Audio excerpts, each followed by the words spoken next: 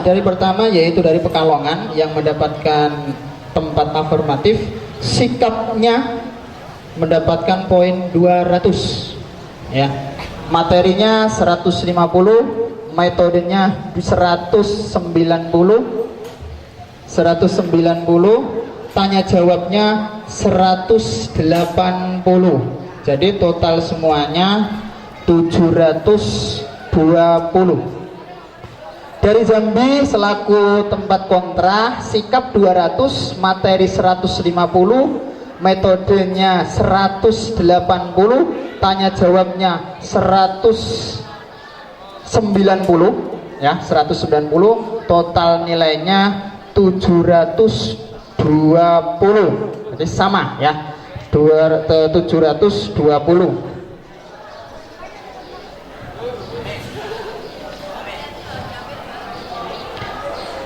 Berikutnya dewan juri yang kedua ya, ini yang pakai tidak ada otoretan, ini asli murni dari dewan juri. Saya akan bacakan.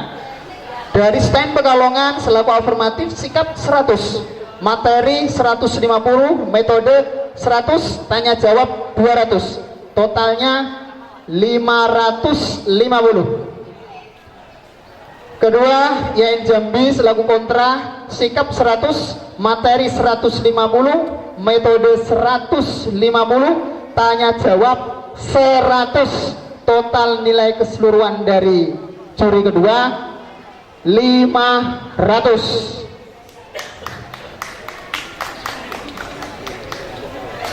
Yang terakhir ya, dari dewan juri yang terakhir, Stein Pekalongan afirmatif, sikap 100, materi 250, metode 100, tanya jawab 200, total nilai 650. YN Jambi selaku kontra, sikap 150, materi 300, metode 150, tanya jawab 250, total nilai 850. Jadi jumlah keseluruhan YN Jambi 500 tambah 850 tambah 720, total nilai 2070 ya. Stein Pekalongan 650 tambah 550 tambah 720, total nilai 1920. Jadi yang berhak masuk ke babak final adalah YN Jambi dengan total nilai 2070. Sebelum masuk ke babak final, dari teman kami senior meminta untuk kenapa sih dewan juri memberikan nilai ini ya, berapa poin keseluruhannya, kenapa beliau begitu memenangkan dari pihak tim yang afirmatif dan pihak yang kontra. Maka saya minta satu kata, dua kata, atau sekiranya berikan oleh tim juri untuk menjelaskan secara lebih jelas.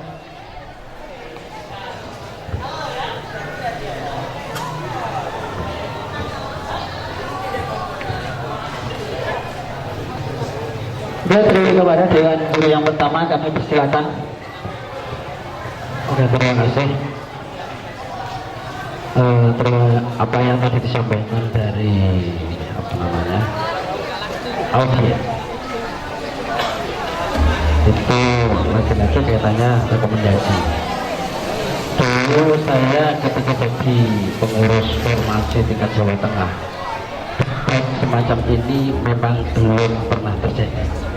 Sekitar tahun 2002 dan ini sudah ada perkembangan dari tahun ke tahun. Ternyata ada debat hukum semacam ini. Yang pertama, itu menarik.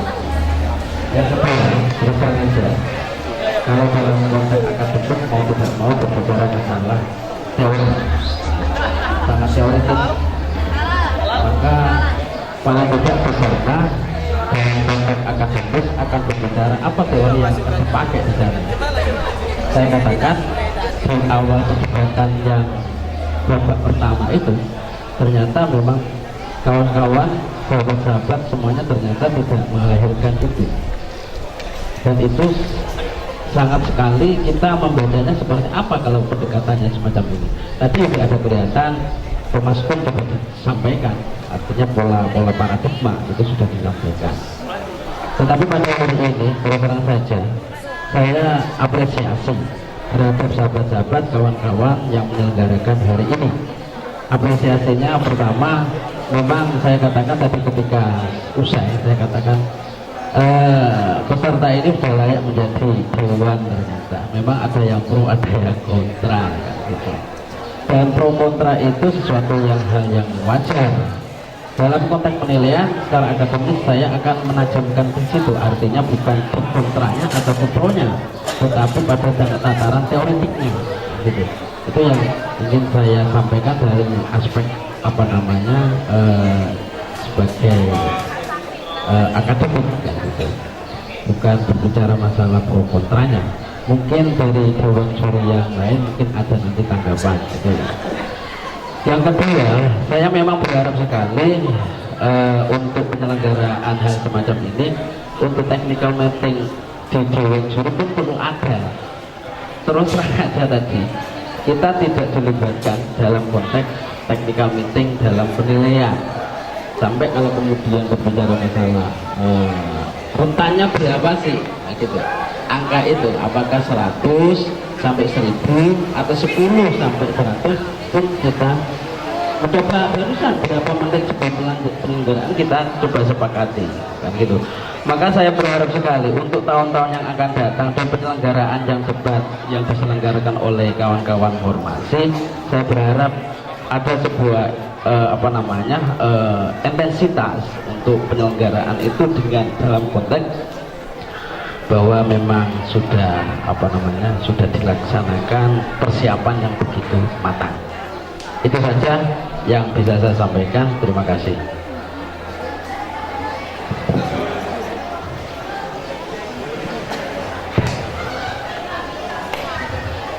Assalamualaikum warahmatullahi wabarakatuh. Perlu kami sampaikan bagi rasa pertanggungjawaban mengenai masalah penilaian ini. Saya menggarisbawahi dari juri pertama. Kemudian kami juga mengapresiasi adanya kegiatan-kegiatan semacam ini, dan barangkali ini merupakan yang pertama kali. Namun perlu dicermati bahwa bagaimana kita menentukan sikap pada pro dan sikap pada yang kontra. Dan memang tadi ketika kami mengamati dari awal, itu tidak ada satupun yang memberikan teori-teori di mana itu yang mendukung hukuman mati dan di mana itu yang menolak hukuman mati. Secara teoritis di dalam hukum nasional itu tidak muncul. Justru yang ada dikaitkan dengan hal-hal yang atau ketentuan-ketentuan berkaitan dengan masalah dasar-dasar agama Islam. Karena ini adalah berkaitan dengan masalah hukum nasional, seharusnya kita memang merujuk dari semua hal-hal yang berpendapat dengan persoalan hukum nasional. Kemudian yang berkaitan dengan persoalan sikap, memang ada yang memang secara bagus di dalam penyampaiannya, ada yang memang grogi di dalam penyampaiannya. Ini penting sekali bagaimana kita menghadapi di dalam pro dan kontra ini. Kemudian di dalam berkaitan dengan persoalan tanya jawab, saya melihatnya di dalam memberikan pertanyaan-pertanyaan ini kurang begitu tajam, dan jawaban-jawaban ini justru kadang-kadang malah menyimpang dari apa yang disampaikan. Sehingga itulah penilaian kami, sehingga dalam rangka untuk pengalaman yang pertama perlu ada perbaikan-perbaikan di dalam rangka untuk mewujudkan debat ini lebih baik dan terkonsep, lebih baik dan terkonsep, sehingga akan melahirkan konsep-konsep nasional yang lebih bagus. Kita bisa pada posisi yang kontra dan kita bisa pada posisi yang pro, ya, yang pro. Itu harapan kami. Yang penting bagaimana kita memberikan argumentasi dengan sebaik-baiknya dan didasarkan pada teori-teori yang ada. Terima kasih. Assalamualaikum warahmatullahi wabarakatuh. Selanjutnya untuk saudara kami Yan Ahmad Yani untuk memberikan. Ya, terima kasih kepada panitia. Sebenarnya kami tidak melihat teman-teman peserta maupun pro atau kontra, akan tetapi kami menilai bahwa menambahkan dari Bapak yang tadi, kita harus merujuk kepada hukum nasional yang kita pakai, bukan kemudian kita merujuk kepada hukum-hukum Islam yang ada. Artinya ini kita membahas tentang hukuman mati bagi para koruptor, tapi kita harus memakai hukum nasional yang ada. Mungkin itu. Kemudian teori maupun data yang disampaikan juga teman-teman di sini juga masih kurang banyak disampaikan gitu ya. Artinya mungkin nanti tahap selanjutnya lebih memperdalam itu. Kemudian yang saya lihat juga tanggapan dan penegasan pendapat dari teman-teman peserta ini kurang. Jadi harus ada semacam tanggapan yang menegaskan kembali pendapat dari yang kontra maupun yang pro. Jadi tidak kemudian memberikan tanggapan yang sifatnya bisa di counter dengan mudah oleh lawannya. Mungkin itu dari saya. Terima kasih. Terima kasih kepada beliau, para dewan juri yang telah memberikan masukan dalam segi penilaiannya. Selanjutnya kita masuk ke babak final ya. Kita masuk ke babak final, yaitu antara Unisnu Jepara melawan IAIN Jambi ya.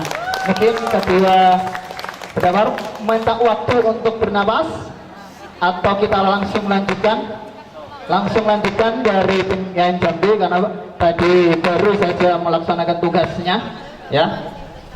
Kita panggil dari tim Unisnu Jepara dan dari IAIN Jambi maju ke depan untuk menentukan tempat afirmatif atau kontra.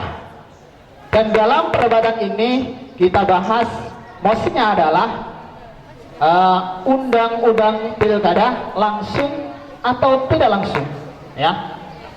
Itu kita pada materinya, masalah nanti sudah digedok atau yang masalah nanti sudah digedok itu urusan atas. Yang penting kita belajar kenapa harus ada undang-undang pilkada dan mengapa tidak ada undang-undang pilkada. Makanya kami persilakan untuk kedua tim dari Jambi dan dari Jepara untuk maju ke depan.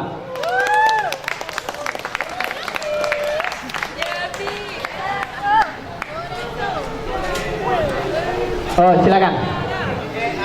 Kami merasakan untuk lebih jelasnya karena ini final, kami perlu ada rasanya penilaian yang layak ya, karena kita dalam rangka belajar. Ketika satu juri menilai ini layak mendapatkan nilai 100, seperti apa? Plusnya apa, minusnya apa? Bukan seperti yang kita dengarkan dari dosen-dosen kita masing-masing. Anda berbicara harus begini. Itu telah biasa kita dengarkan di kampus masing-masing. Tetapi kita inginkan sesuatu yang berbeda pertanggungjawabannya. Kita memenangkan kelompok ini, kita harus mempunyai plusnya ini, minusnya ini.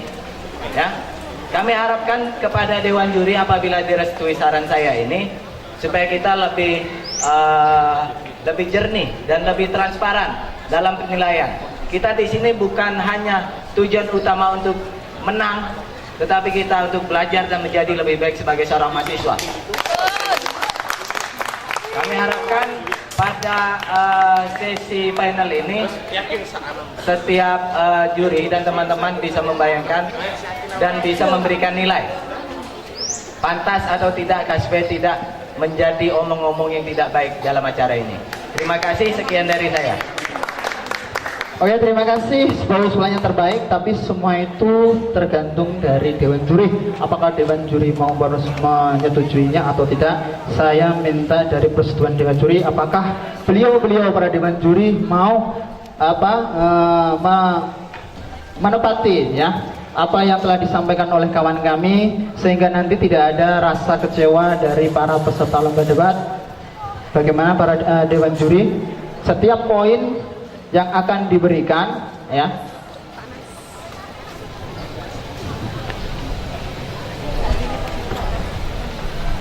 terima kasih. Perlu kami tegaskan kembali bahwa juri di dalam melakukan penilaian ini tidak bisa menyimpang dari ketentuan yang telah ditetapkan oleh panitia, di mana di sini sudah ada ketentuan apa itu sikap, kemudian permasalahan yang disampaikan, dan metode serta tanya jawab. Hal-hal yang berkaitan dengan persoalan ini sudah barang tentu dari juri menjadi sebuah pedoman. Kita tidak bisa menyimpang, walaupun di dalam apa yang telah disampaikan tadi menurut audien itu lebih baik. Tetapi bagi juri tidak semata-mata mereka mampu memberikan jawaban yang lancar, akan tetapi konteksnya masuk atau tidak, itu yang menjadi persoalan. Jadi di sini bukan mereka itu pandai dia mengelak atau pandai dia memberikan jawaban, tapi masuk di dalam konteks atau tidak, itu yang menjadi persoalan. Karena tadi sudah saya sampaikan bahwa yang dibahas di sini adalah berkaitan dengan masalah hukuman mati, mengenai masalah hukum nasional. Sudah barang itu boleh itu kita merujuk pada hukum-hukum Islam, tetapi itu sebagai dasar lahirnya hukum nasional, bukan dijadikan sebagai dasar pijakan seorang hakim untuk memutuskan atau memberikan rasa adil bagi masyarakat yang telah melakukan hukuman. Jadi jawaban tentu apa yang diterapkan di Indonesia tentu mengenai hal-hal yang sudah ada, yang berdasarkan undang-undang yang berlaku. Itu menurut kami. Jadi mengenai masalah sikap, itu kenapa kita memberikan nilai sekian ini memang sudah ada dasar pedoman yang telah diberikan oleh panitia. Terima kasih. Terima kasih atas penjelasannya, gitu Mas ya. Jadi para dewan juri juga mulai mempunyai hak prerogatif dalam menentukan pendapat kita belum tentu sama dengan pendapat dewan juri, karena dewan juri yang kami ambil adalah dewan yang mempunyai kompetensi yang kita anggap cukup sebagai penilaian apa kita pantas untuk menjadi menang, apa kita pantas kalah, kan gitu ya. Jadi inilah dewan juri, di situ sudah memberikan sebuah alasan-alasannya. Jadi dewan juri sudah mentaati peraturan yang kami buat. Ya, kesepakatan inilah yang tadinya sebagai pijakan untuk memberikan nilai. Jadi ketika dewan juri memberikan nilai, itu ada sebuah pertimbangan yang sudah matang yang diberikan oleh dewan juri.